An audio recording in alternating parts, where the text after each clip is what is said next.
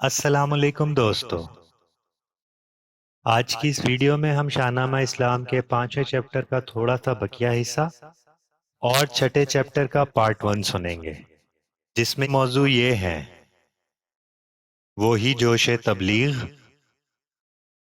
یمنیوں اور یثربیوں کا ایمان لانا، اہل یثرب میں اسلام۔ چھٹا چیپٹر مسلمانان مکہ کی ہجرت یثرب، مشرکین مکہ کے ارادے، مشرکین مکہ کی مشاورت قتل، ہجرت کی رات، اور آخر میں غار ثور۔ تو چلیے شروع کرتے ہیں اللہ کے بابرکت نام سے۔ بسم اللہ الرحمن الرحیم۔ وہی جوش تبلیغ، یمنیوں اور یثربیوں کا ایمان لانا۔ رسول اللہ پھر طائف سے مکے کی طرف آئے، برائے دعوت تبلیغ و حق پھر سر بکف آئے۔ یہاں بہرے تجارت کچھ قبائل آتے جاتے تھے، رسول پاک انہیں جا کر پیام حق سناتے تھے۔ بہت سے خوش نصیب اللہ پر ایمان لے آئے، گھروں کی سمت پلٹے دولت عرفان لے آئے۔ طفیل ابن عمر دوسی یمن کا شہزادہ تھا، حضور سرور دین اس کا آنا بے ارادہ تھا۔ قریش مکہ نے بہکا دیا تھا اس کو آتے ہی، کہ انسان عقل کھو دیتا ہے اس کے پاس جاتے ہی۔ قضاکار ایک دن یہ ہو گیا دو چار حضرت سے، سنا قرآن پھر معمور تھا نور ہدایت سے۔ مسلمان بن کے خوش قسمت یمن کی سمت لوٹ آیا، پے تبلیغ حق اہل وطن کی سمت لوٹ آیا۔ اسی صورت سوید یثربی ایمان لائے تھے، ایاس ابن معاذ اوسی اسی صورت سے آئے تھے۔ اسی صورت سے چند افراد آئے ارض یثرب سے، پسند آیا انہیں اسلام ہی سارے مذاہب سے۔ وطن میں جا کے سب نے دین بیضا کی منادی کی، کہ لوگوں جاگ اٹھی قسمت ہماری خشک وادی کی۔ وہ پیغمبر کے جس کا منتظر سارا زمانہ تھا، وہ پیغمبر نوشتوں کے مطابق جس کو آنا تھا، اسی کو دیکھ کر آئے ہیں ہم مکے کی بستی میں۔ خدا کا نام لیتا ہے جہاں نے بت پرستی میں، سنو ہم نے کلام اس کا سنا ہے اپنے کانوں سے۔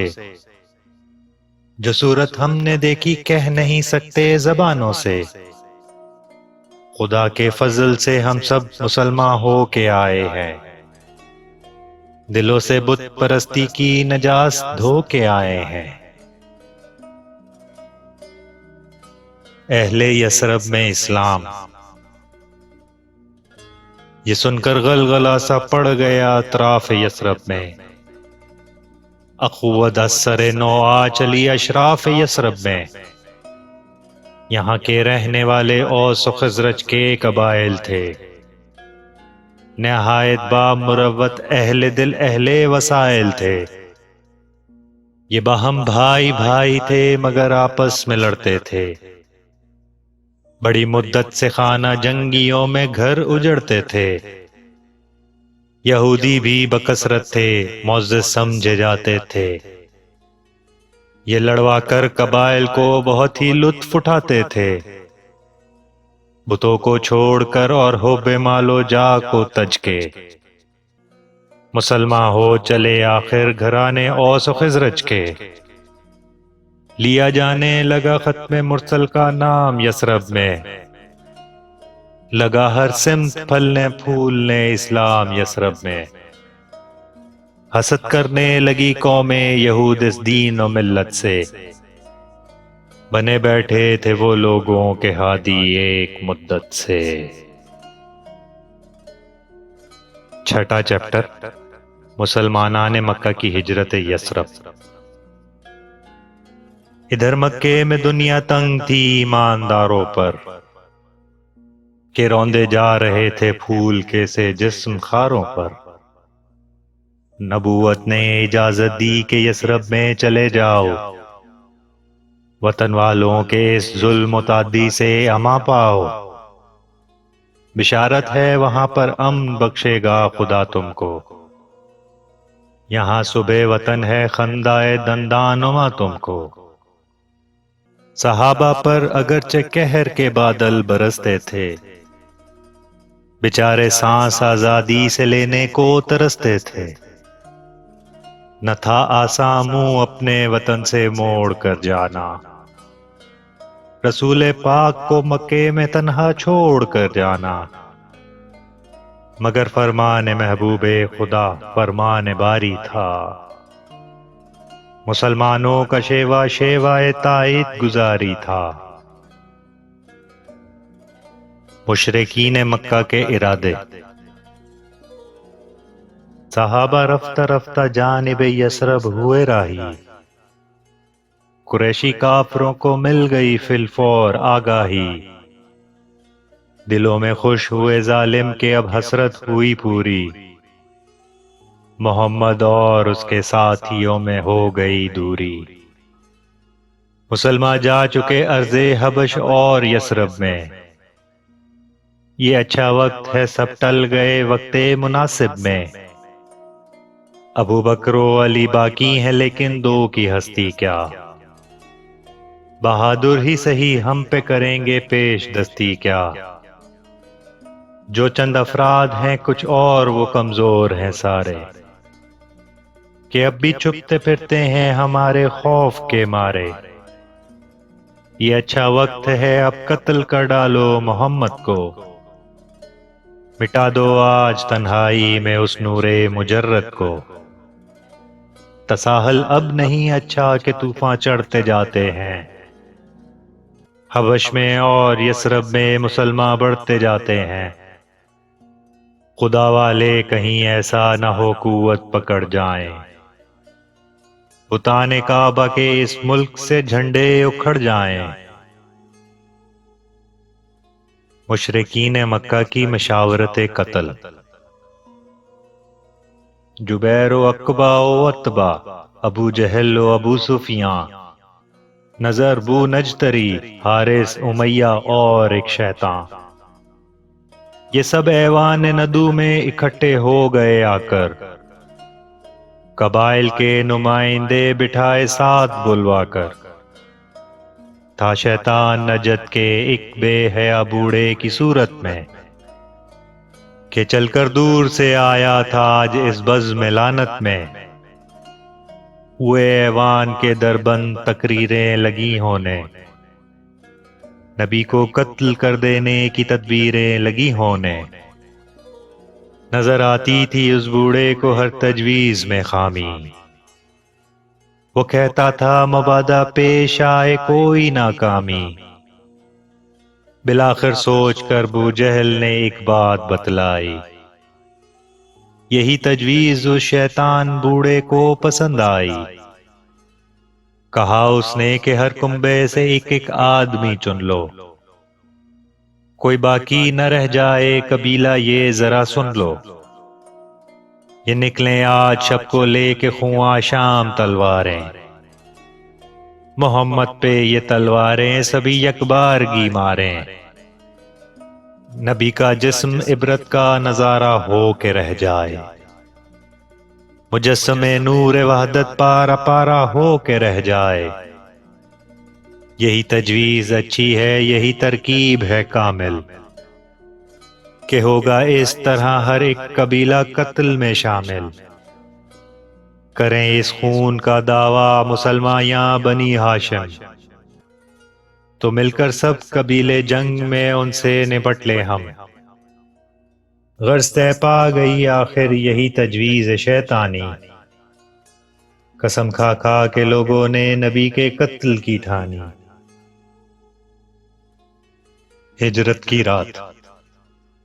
سفینہ مہر کا جس دم شفق کے خون میں ڈوبا، کیا تاریکیوں نے دن پچھا جانے کا منصوبہ، کئی فتنے جگا کر رات نے پھیلا دیے دامن، فضا میں لشکر ظلمات نے پھیلا دیے دامن، مسلط ہو گئیں خاموشیاں دنیائے ہستی پر، ستاروں کی نگاہیں جم گئیں مکے کی بستی پر، نہیں تھا دامن کعبہ میں زمزم، اشک جاری تھا، چٹانیں دم بخود تھیں وادیوں پر ہول طاری تھا، نظر آتی ہو جس میں روشنی وہ ایک ہی گھر تھا، مسلح پر وہاں جو شخص بیٹھا تھا پیغمبر تھا، عبادت ختم کی تسکین و اطمینان سے اس نے،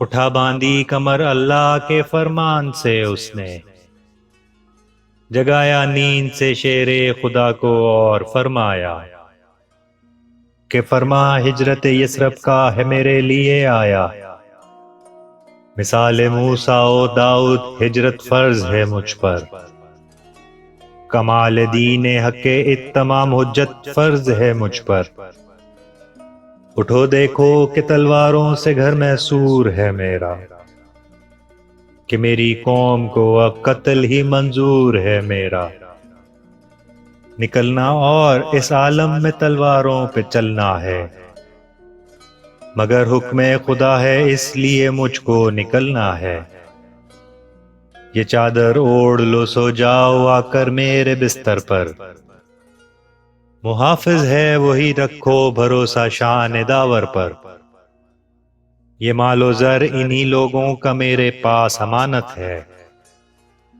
امانت کا ادا کرنا ہی اسلامی دیانت ہے، خدا حافظ ہے دیکھو دل میں اندیشہ نہ کچھ لانا، یہ چیزیں ان کو پہنچا کر سوئے یثرب چلے آنا، علی نے حکم کی تکمیل کی اور اوڑھ لی چادر، با اطمینان آ کر سو گئے حضرت کے بستر پر، ارادہ کر لیا جب سرور عالم نے چلنے کا، تو دیکھا راستہ مسدود ہے گھر سے نکلنے کا، دروازوں میں سے جھانکا ہر طرف گہرا اندھیرا تھا، مگر پہرے کھڑے تھے گھر کو جلادوں نے گھیرا تھا، اندھیرے میں چمک اٹھی تھی بجلی کی طرح دھاریں، نظر آیا کہ ہیں ہر سمت تلواریں ہی تلواریں، یہ آدھی رات کا عالم یہی بدناک نظارہ، مگر ڈرتا نہ تھا باطل سے وہ اللہ کا پیارا، وہ ڈراتا ہوا وحدت کا دم بھرتا ہوا نکلا، تلاوت سورہ یاسین کی کرتا ہوا نکلا، گری بر کے نظر اس مجمع قاتل کی آنکھوں پر، کہ پٹی خیر کی بند گئی باطل کی آنکھوں پر، کھنچی ہی رہ گئیں خونریز خوں آشام شمشیریں، کسی نے کھینچ دی ہوں جس طرح کاغذ کی تصویریں، خدا نے خاک غفلت ڈال دی کفار کے سر میں، رسول پاک پہنچے حضرت صدیق کے گھر میں، سنایا دوست کو فرمان حق یثرب کی ہجرت کا، نوید زندگی بخشی دیا مزدہ رفاقت کا، بعجلت دختر صدیق نے سامان کو باندھا، نہ تاک اپنی اتاری اس سے توشہ دان کو باندھا، حبیب حق کی خوشنودی سلاتا جوش خدمت کا، شرف پایا ہوئی ذات النطاقین آج سے اسماء، غار ثور